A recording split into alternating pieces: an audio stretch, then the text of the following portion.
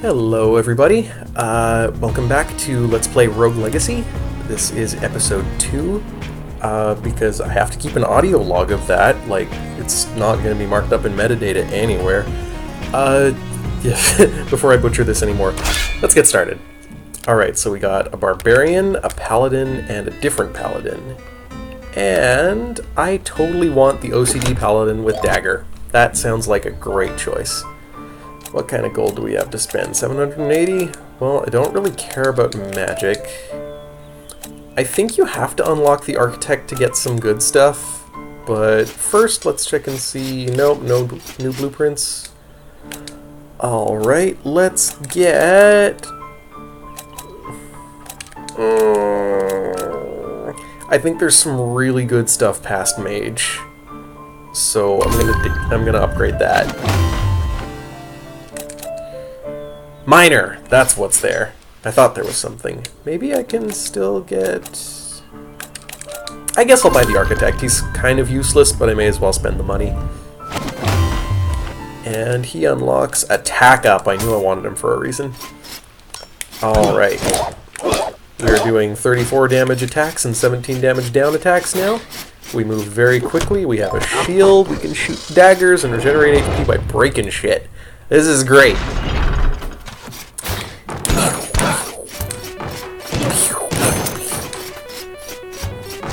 Gun sword makes gun noises. What? Ha! You're not allowed to exist anymore, Mr. Eyeball Man. Oh no, I'm terrible.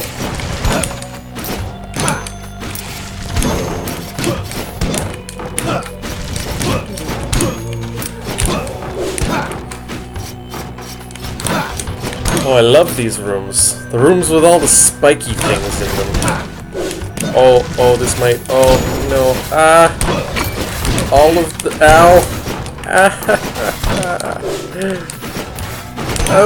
Okay, that was actually not too bad. Let's go down here and kill this guy. I don't know why they don't set off the spikes. Well, from a game design perspective, I do. But as the fated hero of legend, I don't get it. They're bigger than I am. Be faster. Be faster, tiny knight. Oh, okay, these are cool. These are shrines, and when you pray at them, you get a random item.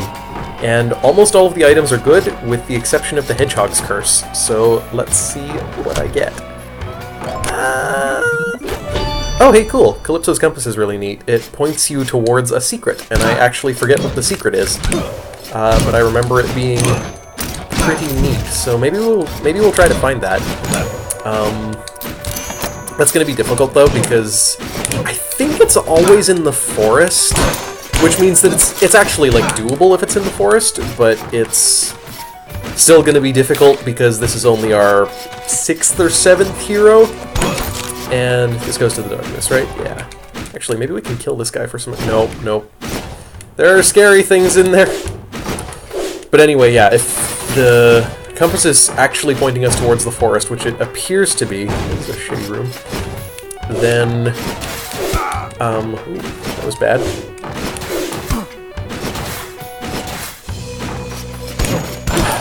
Let me finish my thought, game.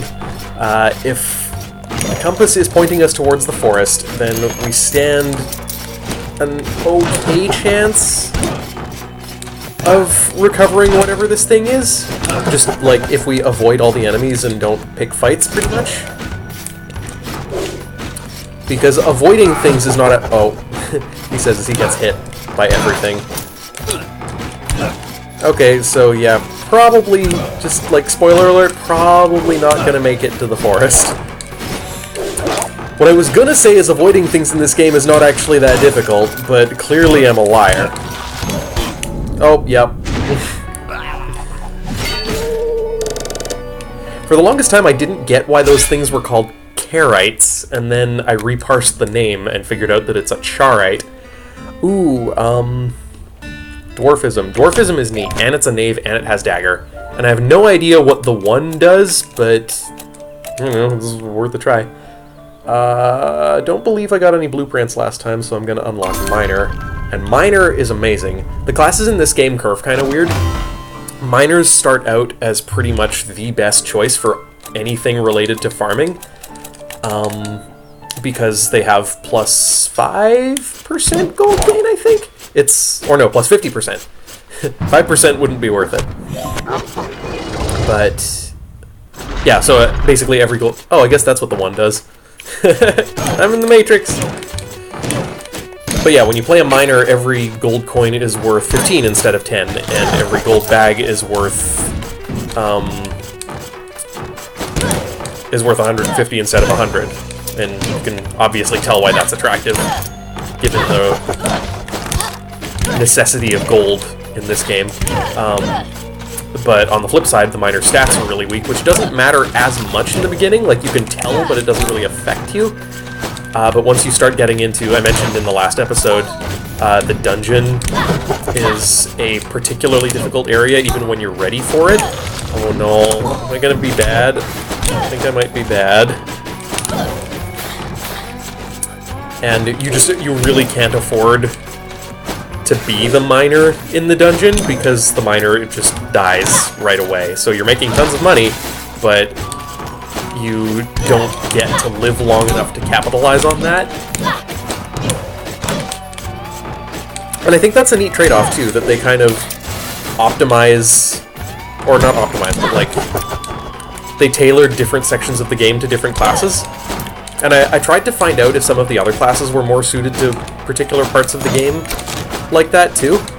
But I discovered that basically, the combat classes are the best, the magic classes are kind of dumb, and Miner has that weird, like, curve. Oh, actually, no, there are, within the combat classes, there are 2 that kind of arc like that. IBS and Chakram, or... Ooh, Electrophobia is good. Electrophobia makes chickens spawn randomly sometimes, and god, that was a terrible last run. But yeah, it makes chickens spawn sometimes. And when you kill the chicken, you get a piece of chicken, and when you eat the piece of chicken, you get HP back. What was I talking about just before this? Yeah, see, like that. Oh yeah, so I talked about the Knave last time, and how it has the highest damage ceiling, and it's basically the best class endgame after you've maximized your crit chance and crit damage. And just overall attack damage. But there's another combat class that's super, super effective, especially in the beginning and middle of the game, before you've gotten the crit stuff maxed out, and especially while you're still working on your attack stat, and that is the Hokage. And the Hokage is neat because it basically does double damage in exchange for not getting crits, ever. Which is, you know, it's a pretty nice trade-off when your crit rate is bad. But as your crit rate gets better, the trade-off doesn't feel so worth it anymore.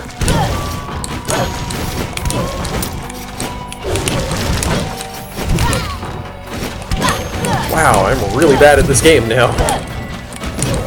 It used to be, you know, not the best, but it used to be okay at this game. Which I'm sure is something that I've said about every game that I've ever replayed, ever. Ah, there's still an eyeball down there. No, no, ah!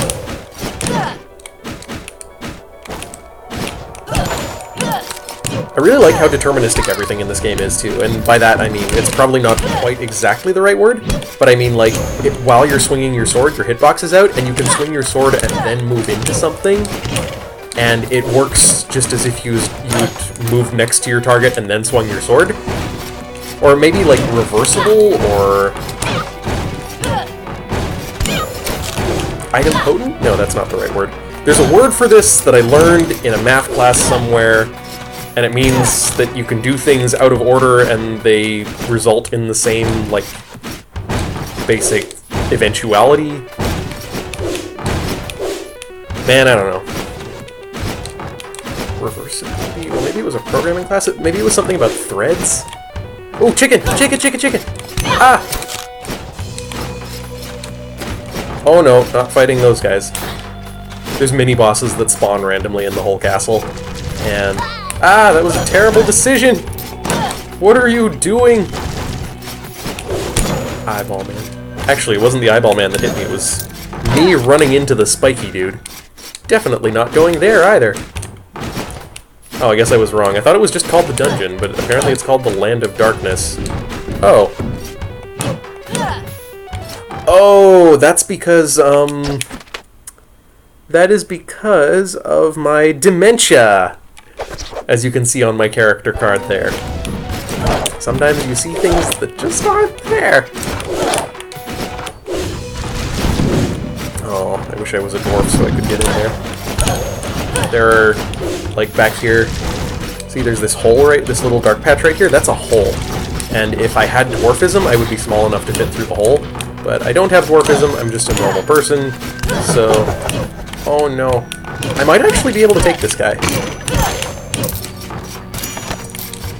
Wow, that was a really bad reward for killing one of those. Usually this game is really good about rewarding, like, making rewards and difficulty proportionate. Man! This dementia, man. It's not fun. I don't like being demented. I do want that chicken, though. Ah! Oh, that's the dementia again. Is this what having real dementia is like? Just, like, being confused all the time? Actually, it probably is. That sounds awful.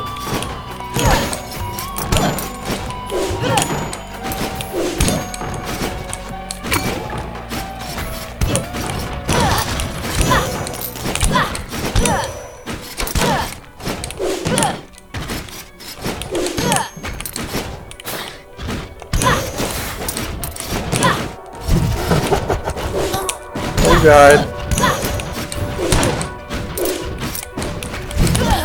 Ah! No, I need to not die. That's the opposite of what I want. Hey, I didn't die. Oh, this is a fairy chest room. Oh no. Oh no, there's a painting. No, no. Should have shielded. That's too bad. Fairy chest rooms usually have even better rewards than normal rooms in them. There's a specific challenge that you have to complete, and Barbarian, Barbarian, Paladin. Ooh, that's a bad Paladin.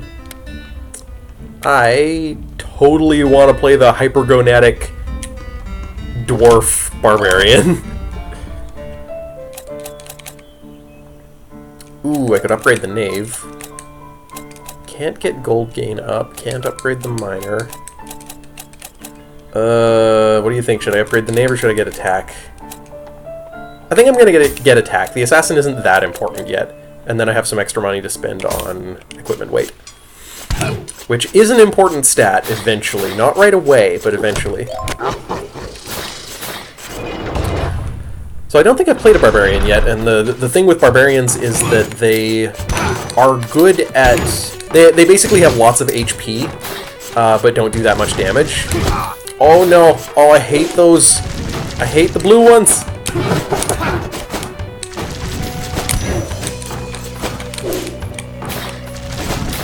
And in fact, that one fight that I was talking about, one of the challenge fights, where you get a dude who can jump a lot but doesn't deal a ton of damage, that character is a Barbarian.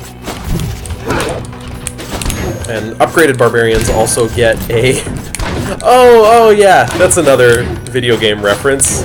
I was saying last time I didn't know if this game referenced any games other than Castlevania, but it references Skyrim, because upgraded Barbarians can use the Barbarian shout, which is Darofus. Take 3 guesses where that came from.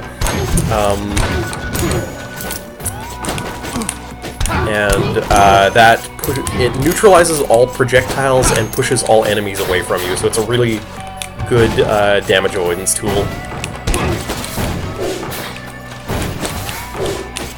Oh, I did it! I was not expecting to do that.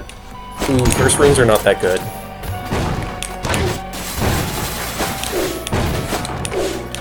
Curse runes, there's 2 different kinds of runes.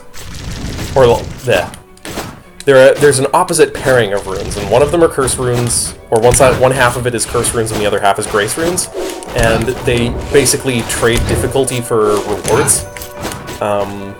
where curse runes make the game harder but make you get more for your efforts, and grace runes make the game easier but make you get less. I think that concept is really neat, of both of player-controlled difficulty and of... Well, actually, yeah, just like player-controlled difficulty. I was actually designing a game at one point that was based around the idea it was going to be a game actually sort of like this, except instead of having state carried between runs with the upgrades and stuff, you would just play fresh each time, so it would be more like The Binding of Isaac or Spelunky. Or I guess more like an actual traditional rogue type game. But the idea is that you would basically lose power-ups over the course of the game instead of gaining them. And I never did anything with it because I don't have the experience or resources required to make a video game yet, but the design is still sitting in my head and I'm probably going to end up using it for something at some point.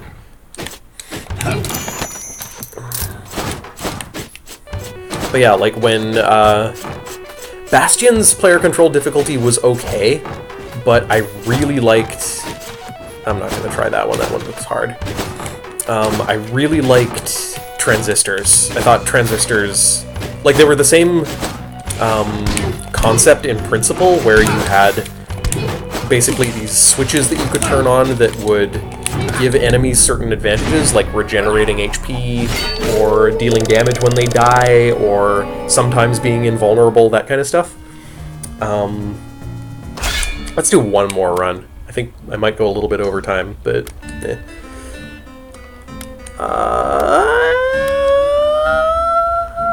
I like Endomorph more than Hypergonadism. But yeah, Transistor just felt like a more polished version of Bastion, really. Let's go for an attack. I want to do more damage. And I guess let's buy magic damage up. Oh, I didn't even unlock anything. Oh well. And I didn't want the curse rune anyway, so that doesn't matter. But I'm gonna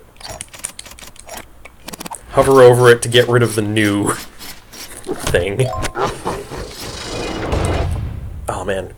Supergiant Games does amazing things. I can't wait to see what they make next. I was considering Let's Playing Transistor, because it's also a relatively short game that I really, really enjoy. But then I realized that with a Supergiant game, you have to be able to hear the narrator, because both of their games have incredible narration done by Logan Cunningham, I think is his name.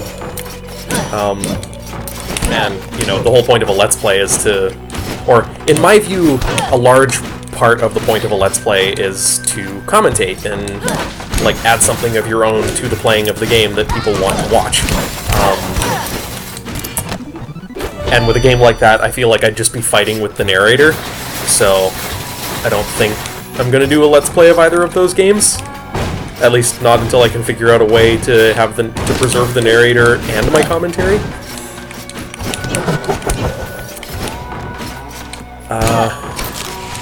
What was I even talking about before all that? Man, I don't remember. There were some other candidate games that I was thinking of doing too. I was thinking of doing Shovel Knight, but then I realized that I actually, as much as I love the game, it's very difficult. And I wanted it to be kind of a nice, easy stroll for my first series. So, Shovel Knight will probably happen at some point in the future.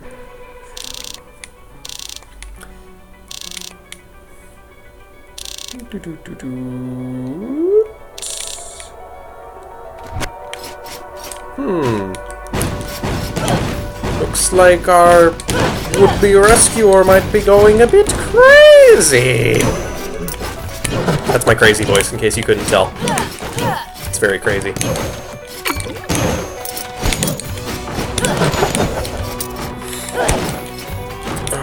Let's go down here. Ah! That wasn't fair. That corridor was too small. I actually really like whatever trait this is. What is it? Clumsy. I like being clumsy. I don't have to swing my sword as much. I just break things when I land on them. Ooh, excuse me. Is this just a room? Maybe I can get things out of this room. What about this room? Maybe I can actually, like... Haha! Ha-ha-ha! Ha-ha! You can't touch me! Ha! Okay, I don't think I'm gonna push this any further. Maybe for this thing. Oh yeah, no, time to get out! Ah! You can sometimes cheese the later levels like that, where you just find rooms that you can really easily exploit, because they have obvious security holes in them. Obvious security holes.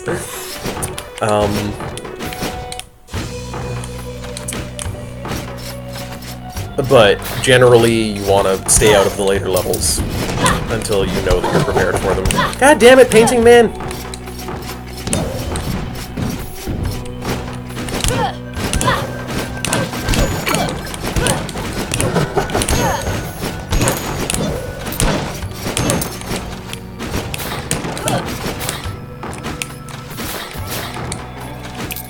Oh, how did that get down there? There was nothing in that room. Let's go back up to... I hate this.